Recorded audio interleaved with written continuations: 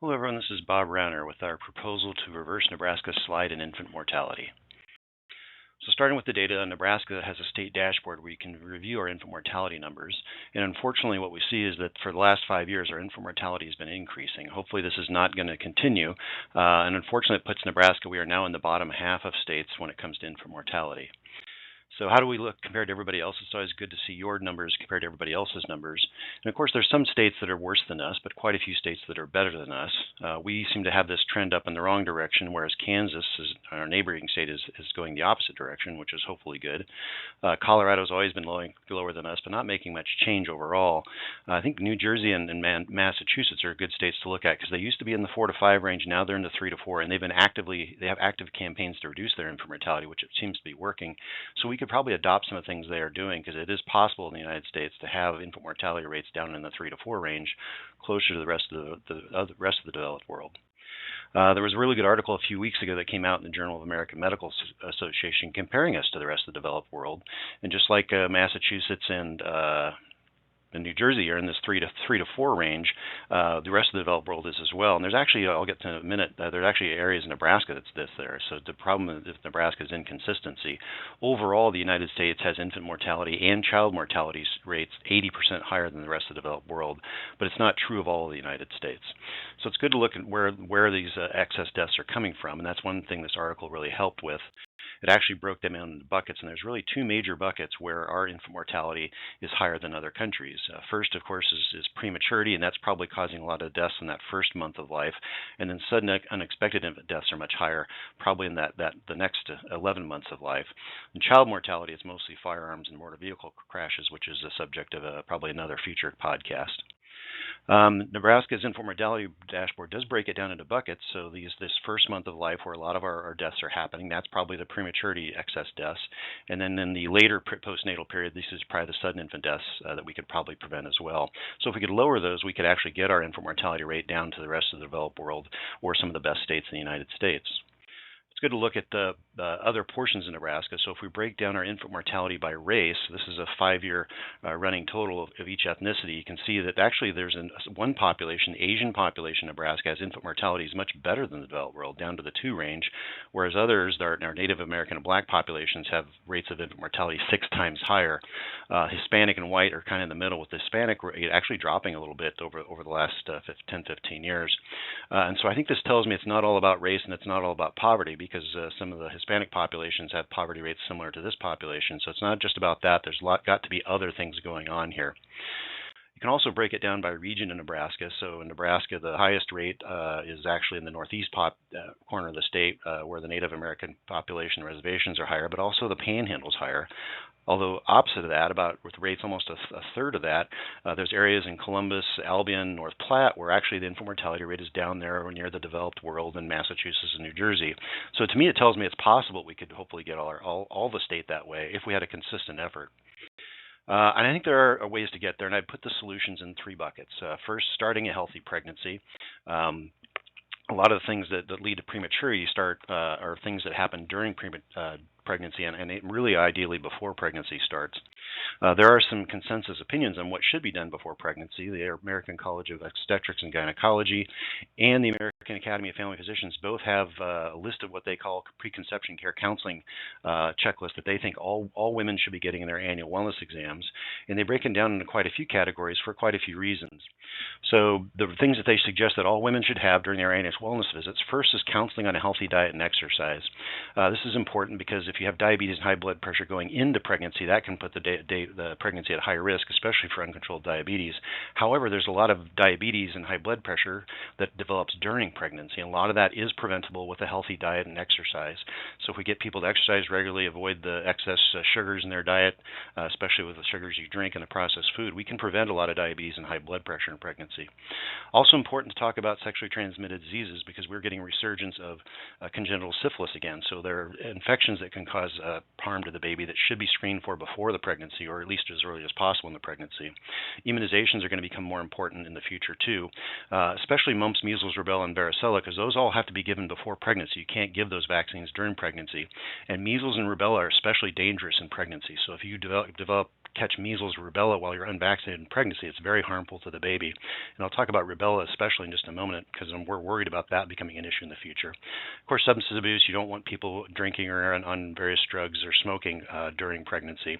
And also you want to start vitamin supplement, folic acid especially, because that does reduce birth defects. So all these things should be talked about before a woman gets pregnant, or if not, as early in the pregnancy as possible.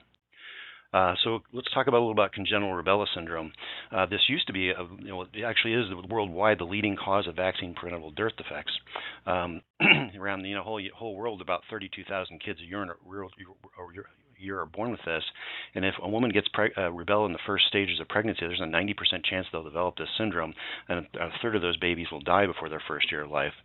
In the United States, we have fewer than 10 a year, but that's because of our current measles vaccine and rubella vaccination rates, which unfortunately are dropping. And so this is a major issue. And so to maintain this, we got to start talking more about measles and rubella vaccinations, because when people choose not to get vaccinated against measles, they're also choosing not to get vaccinated against rubella, unfortunately.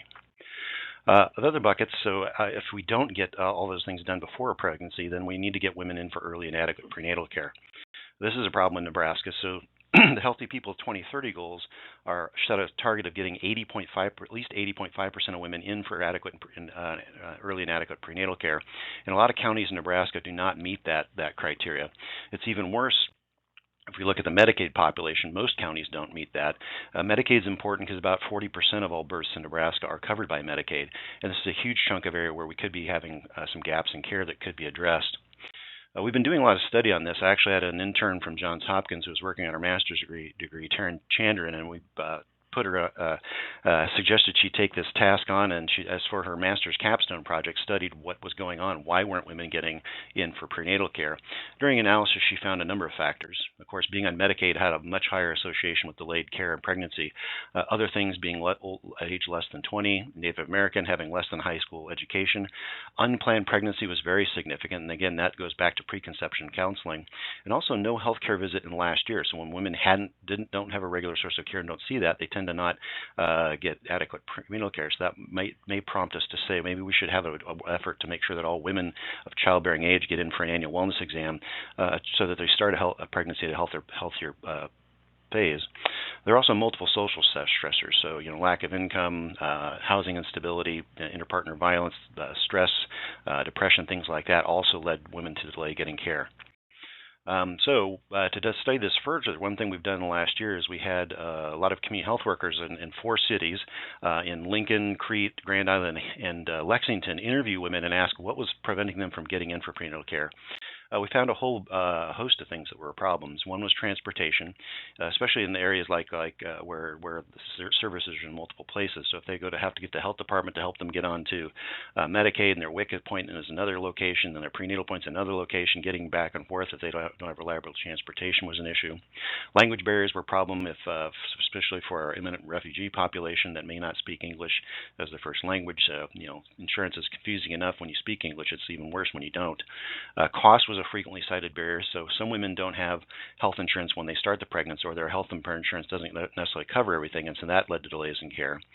Some people just didn't understand their health insurance, and as a lot of you know, our health insurance system is not easy to access. Some women struggled because their workplace wouldn't give them time to take off for their prenatal appointments, and some was lack of child care, because if they couldn't bring 3 kids in the taxi, or they couldn't bring 3 kids to their appointment, they had to find someone to watch their kids so they could get in for their appointment. A lot of problems was just lack of knowledge of how to access care and during the pregnancy, and then mental health issues like anxiety and depression were a problem. All of these things could be fixed if we had a clear guide and help to do this, and so that is something we're working on.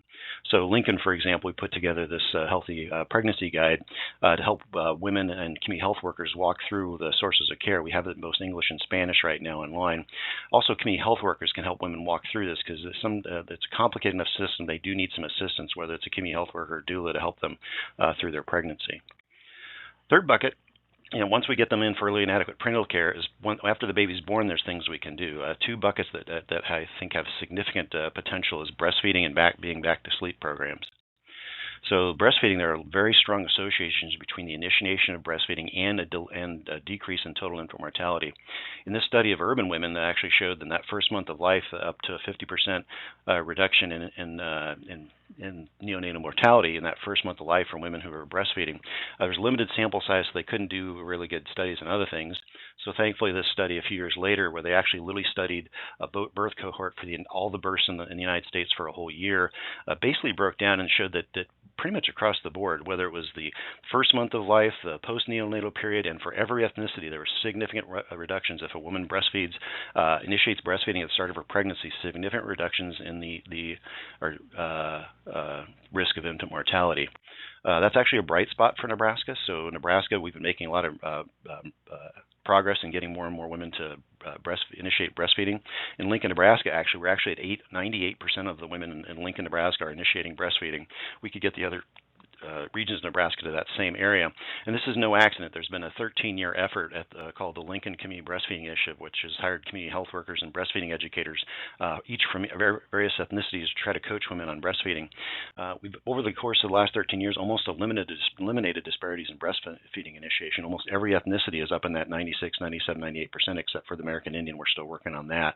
But it is a success story where you can make a difference with a coordinated effort over time. Other area where I think we could make a big difference is sudden unexplained infant deaths. So the good news is Nebraska is not among the worst of the states, but also not near as good as say, Massachusetts and New Jersey, for example. And this is not an accident. New Jersey, Massachusetts, a lot of hospitals on the East Coast have had some active campaigns to reduce infant deaths with some really, I think, really well done programming. The first of them is the special onesies to promote safe sleep. So basically a very simple message where every baby born in the hospital goes home with a onesie saying, "Stop, turn me over on one side and this side up when I'm asleep." It's a very simple message that can be that will stay with the onesie as long as they use it, and also something that caregivers like a babysitter or a grandma or an aunt and uncle would also see this, because they also need to know that babies need to be asleep on their back. Baltimore actually did a public campaign, and I like this campaign because it'd be readily reproducible on social media or bus ads, for example. And basically it's a simple message that all babies should be alone on their back in a crib when they're sleeping and don't smoke around them. In Baltimore, in this campaign, it looks like it's actually made a pretty significant difference. Their infant mortality rates in Baltimore were up where our Native American black populations in Nebraska, but they've down to about 8 already. So it has been very effective in Baltimore.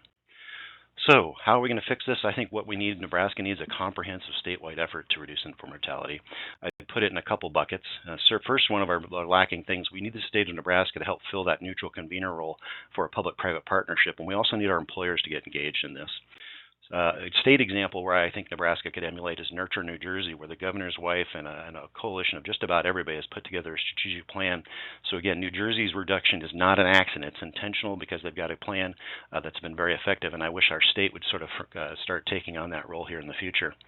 As far as employers, where employers can make a difference because they can require their health plans to measure and incentivize wellness limits for women of childbearing age. And there's ways you can do that, and there's a very strong business case to do that. So on this slide here, what I'm showing here, this is the healthcare costs for people between the ages of 20 and 44, and dots going up this way. This is where the cost of healthcare is increasing. This is how big that bucket is within healthcare. And so pregnancy and postpartum care is the most expensive bucket of 20 to 44-year-old healthcare. Well, if you're going to spend that much money on it, you want to make sure that what you're getting is good and being very well done, because if you do that, you'll eliminate one of the largest parts of the 0 to 19-year-old bucket, preterm birth complications. So if we wanted to make a difference here, you want to make a difference on the other side with the prenatal care. Our health plans should incentivize and measure that. Another thing, the way to look at the cost of infant morbidity, Nebraska spends close to $200 million a year on neonatal intensive care unit admissions. Well, if we had better prenatal care, we might be able to avoid some of those, and this could actually be a cost-saving issue in addition to making our children healthier. There's another example where the Align Nebraska project, we are trying to get all health plans and employers to start using that and measuring that, and so this could be another way to help get us there. So in summary, we need a comprehensive statewide effort, which a lot of us are working to try to create here in the next 6 months. If you'd like to read any more about any of these issues, I've actually put in the notes section all of those links to those articles so you can read more about these yourself.